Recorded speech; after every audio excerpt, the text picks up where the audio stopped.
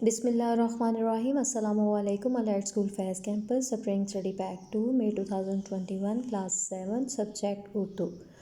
Reading सफ़ा number 11, 12, 13 और 14। ये आप अपनी दरसी कुतब से देखेंगे तो वहाँ पे आपको आपका सबक जो है वो मिलेगा, देहाती और शहरी ज़िंदगी का फ़र्क। स्प्रिंग स्टडी पैक पे आपका जो सबसे पहला काम है वो है अल्फाज के मायने याद करके कॉपी पे लिखिए। क्लास 7 बेटा आपने क्या है कि आपका स्प्रिंग स्टडी पैक 2 का जितना भी काम है ये आपने सारा अपनी उर्दू की नोटबुक पे लिखना है। स्प्रिंग स्टडी पैक पे आपको स्पेस नहीं दी गई है। स्प्रिंग स्टडी पैक पे आपका जो सबसे पहला काम है वो है अल्फाज के मायने याद करके कॉपी पर लिखिए। अल्फाज के मायने है इस्तकबाल, खैर मकदम करना, तमद्दन, मिलजुल कर रहने का तरीका, डोर डंगर माल मवेशी, कवी, ताकतवर, आलूदा, गंदा, दम निकलना, मर जाना, जरनिगार, सोने का नक्श, बासी, रहने वाला यानी बशिंदा, मुर्गन, घी में तली हुई, फ़राक अंजुमन, महफिल से जुदाई, धान, फसल की चावल, काबिल रश, काबिल तारीफ़, दोबर, मुश्किल, तातीलात, छुट्टियाँ, मुफीद, फ़ायदेमंद, मुयस्सर, मौजूद होना। ये थे आपके अल्फाज के मायने। क्लास 7 बेटा आप इनको याद करेंगे और याद करते हुए इनको अपनी कॉपी पर लिखेंगे। इसके बाद जो आपका सवाल नंबर 2 है वो है दर्ज झेल सवालों के जवाब याद करके कॉपी पर लिखिए। सवाल नंबर 1 है अहमद और इसके घर वाले गाँव क्यों आए थे? अहमद और इसके घर वाले गाँव में गर्मियों की छुट्टियां गुजारने और सैर करने के लिए आए थे बेटा। सवाल नंबर 2 है गाँव की फ़ज़ा कैसी थी या कैसी होती है? गाँव की फ़ज़ा धुएँ और आलूदगी से पाक होती है और सांस लेने में दुश्वारी नहीं होती है। सवाल नंबर 3 है देहात में रहने वाली अक्सर ख़वातीन मोटी क्यों नहीं होती? वो इसलिए मोटी नहीं होती हैं कि वो घर के कामकाज भी खुद करती हैं और साथ में क्योंकि देहात के लोगों का पेशा ज़्यादातर जो है वो खेती बाड़ी होता है, तो उनके मर्द हजरात खेतों में काम करते हैं, जिसकी वजह से उन्हें दोपहर का खाना जो है खेतों में देने जाना पड़ता है। तो वो खेतों में भी काम करती हैं, खाना भी पकाती हैं और अपने घर का काम भी करती हैं। सवाल नंबर 4 अगर घरों में सूरज की रोशनी ना पहुँचे तो इसका क्या नुकसान होता है? सूरज की रोशनी सेहत के लिए अच्छी होती है। अगर घरों में सूरज की रोशनी ना पहुँचे तो लोगों के चेहरे जो होते हैं वो जर्द पड़ जाते हैं। सवाल नंबर 5 बड़े शहरों में आलूदगी की क्या वजह है या आलूदगी के क्या असबाब है? बड़े शहरों में गाड़ियों का धुआं और फैक्ट्रियां आलूदगी का सबब बनती हैं। सवाल नंबर 6 मौजूदा देहात पुराने देहात से कैसे मुख्तलिफ हैं? मौजूदा देहात पुराने देहात से इस तरह मुख्तलिफ हैं, इस तरह चेंज हैं कि अब देहात में बहुत सारी सहूलतें आ गई हैं, मसलन पक्की सड़कें, मोबाइल फ़ोन वगैरह। सवाल नंबर 7 लोग देहात से शहरों की तरफ नकल मकानी क्यों करते हैं? लोग देहात से शहरों की तरफ नकल मकानी इसलिए करते हैं क्योंकि वहाँ पर ज़्यादा सहूलतें मुयस्सर होती हैं, अच्छी तालीम, अच्छी नौकरी के मौके भी मुयस्सर होते हैं। नंबर 8 इस नकल मकानी को क्यों कर रोका जा सकता है? देहात में कॉलेज, यूनिवर्सिटियाँ और दीगर सहूलियात मुयस्सर करके इस नकल मकानी को रोका जा सकता है। ये थे बेटा आपके सवालात। आपने इन सवालात को याद करना है, याद करके इनको अपनी उर्दू की कॉपी पर लिखना है। इसके बाद देखिए आपका सवाल नंबर 3 है दर्ज झेल वाहद को जमा और जमा को वाहद में तब्दील करके कॉपी पर लिखिए। आपने एक कॉलम बना लेना है वाहद का और एक कॉलम बना लेना है जमा का। जो जमा होंगे वो जमा वाली साइड पर लिख लीजिएगा और उनके वाहद जो हैं वो वाहद वाले वो कॉलम में लिख लीजिएगा, और जो वाहिद हैं वो वाहिद में लिख के उनके जमा के कॉलम में जमा लिख दीजिएगा। तातीलात जो है ये जमा है तो इसकी वाहद होगा तातील। कस्बा, कस्बात, अमारात, अमारत, मस्जिद, मसाजिद, मौके, मौका, मौका, मकामात, मकाम, अलाद, आला, देहात, दैया, मकान, मकानात, मराकज़, मरकज़। इसके बाद बेटा देखिए क्वेश्चन नंबर है आपका 4 दर्ज झेल अल्फाज को जुमलों में इस्तेमाल करें, और ये जुमले जो हैं इनको भी आपने अपनी कॉपी पर लिखना है।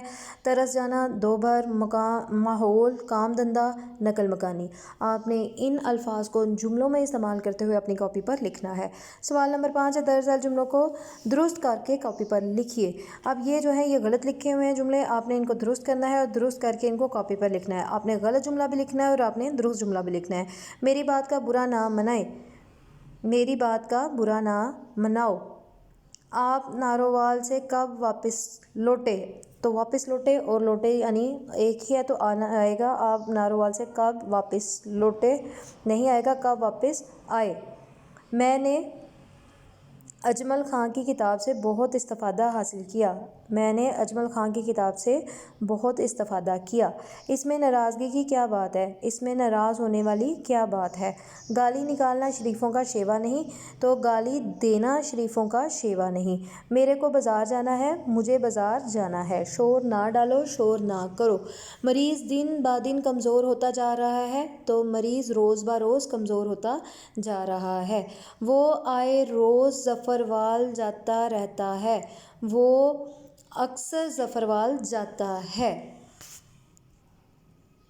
इसके बाद बेटा देखिए خط کشیدہ الفاظ کے متضاد آپ نے لکھنے ہیں، جیسا کہ مہمان ہے تو میزبان آئے گا، تو مہمان نے میزبان کا شکریہ ادا کیا۔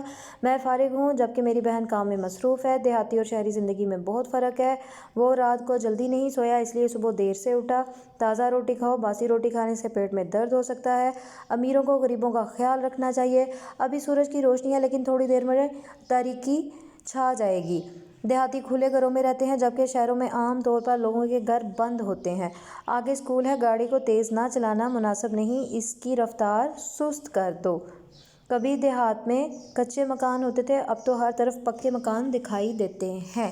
یہ تھی ایکٹیویٹی آپ کی الفاظ متضاد کی۔ اس کے بعد آپ کا جو سبق نمبر 2 ہے وہ ہے آپ کا صفحہ نمبر 18، 19 اور 20 پر۔ سبق ہے نظم و ضبط۔ اس کی ریڈنگ آپ اپنی درسی کتاب سے کریں گے۔ سپرنگ اسٹڈی پیک پہ اس کا جو کام ہے، سب سے پہلے وہ الفاظ کے معنی ہیں۔ آپ یہ الفاظ کے معنی یاد کریں گے اور یاد کرنے کے بعد آپ اس کو اپنی اردو کی کاپی پر لکھیں گے۔ انتشار، بکھر جانا، حسن ترتیب، عمدہ ترتیب، رہنما، راستہ دکھانے والا، کار فرمائی، عمل کرنا، مشکوک، جس پر شک ہو، مفاد، وقار، تغیر و تبدل، تبدیلی، دھکم پیل، ایک دوسرے کو دھکیلنا، دھکا دینا، عملداری، حکومت کرنا، گامزن ہونا، چلنا، اور حشرات الارض، چھوٹے چھوٹے کیڑے۔ یہ تھے آپ کے الفاظ معنی بیٹا، آپ ان کو یاد کریں گے اور یاد کر کے ان کو اپنی کاپی پر لکھیں گے۔ اس کے بعد اسی سبق کا جو دوسرا کام ہے وہ سوالات اور ان کے جوابات ہیں۔ یہ سوالات جوابات بھی آپ یاد کریں گے اور یاد کر کے اپنی کاپی پر لکھیں گے۔ سوال نمبر 1 ہے نظم و ضبط کا کیا مفہوم ہے؟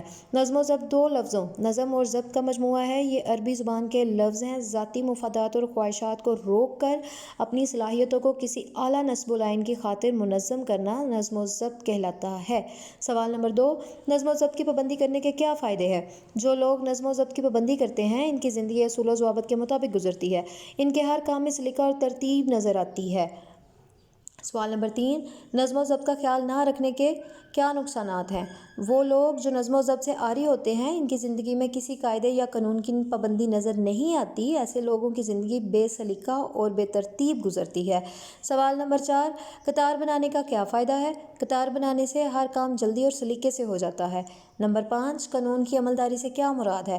قانون کی عملداری سے مراد قانون کی بات ماننا یا ان کے احکامات پر عمل کرنا ہے۔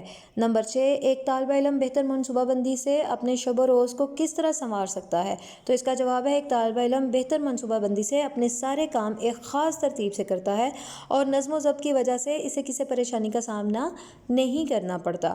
سوال نمبر 7 ہے ہمارا دین ہمیں کس طرح نظم و ضبط کی تعلیم دیتا ہے؟ تو اس کا جواب ہے ہمارا دین ہمیں نظم و ضبط کی تعلیم دیتا ہے۔ مقررہ اوقات میں نماز پنجگانہ کی ادائیگی نظم و ضبط کی عمدہ اور بہترین مثال ہے۔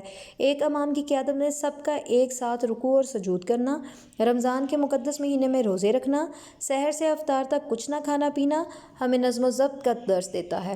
حج میں لاکھوں مسلمانوں کا ایک ہی لباس میں ہونا ہمیں نظم و ضبط کی تعلیم دیتا ہے۔ یہ تھے بیٹا آپ کے سوالات اور ان کے جوابات۔ کلاس 7 بیٹا آپ ان کو یاد کریں گے اور یاد کرنے کے بعد ان کو اپنی نوٹ بک پر تحریر کریں گے خوش خطی سے۔ سوال نمبر 3 ہے جو آپ کا وہ ہے درج ذیل الفاظ کو جملوں میں استعمال کریں۔ کلاس 7 بیٹا آپ کے یہ جو الفاظ ہیں یہ ہے نظم و ضبط، نظام کائنات، کار فرمائی، سرخرو، بحث و تکرار۔ آپ نے کیا کرنا ہے؟ آپ نے اپنی کاپی کے اوپر ان الفاظ کو استعمال کرتے ہوئے جملے بنا کر لکھنے ہیں۔ کلاس 7 بیٹا یہ تھا آپ کا سبق نمبر، اور اس کو آپ نے اچھے طریقے سے یاد کرنا ہے اور یاد کر کے اپنی کاپی پر لکھنا ہے۔ بیٹا یہ تھا آپ کا لیکچر نمبر 1، اور نیکسٹ آپ لوگوں کا جو سپرنگ اسٹڈی پیک کا باقیہ کام ہے وہ آپ کے لیکچر نمبر 2 میں ہے۔ باقیہ کام کے لیے آپ دیکھیے لیکچر نمبر 2۔ اللہ حافظ۔